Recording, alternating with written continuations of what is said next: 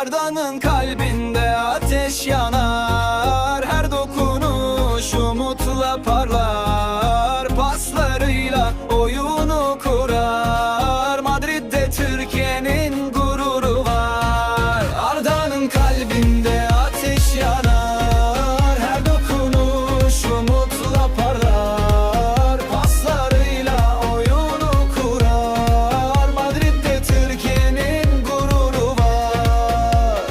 Ankara'dan doğdu güneş gibi, sahada zarif topun efendisi.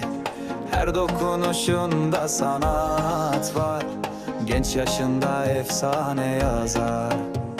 Zaman durur top ayağında, rakipler şaşkın hayran bakar. Oyun onunla başka bir dünya, kalpler onunla yeni.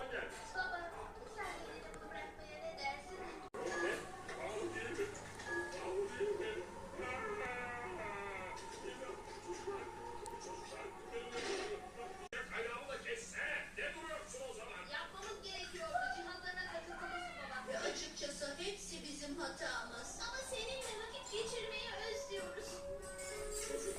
Benim hiçbir fikrim yoktu. Çok özür dilerim de. Yani onları bir süreliğine bırakabilir miyiz? Tabii, sorun değil.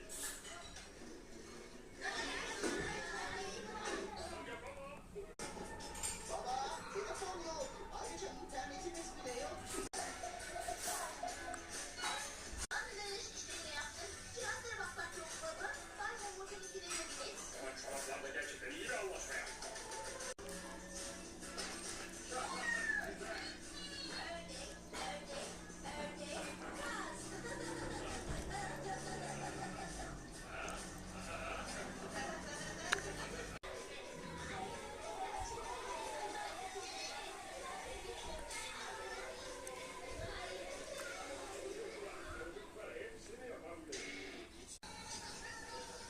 Her zaman yol gösteriyor.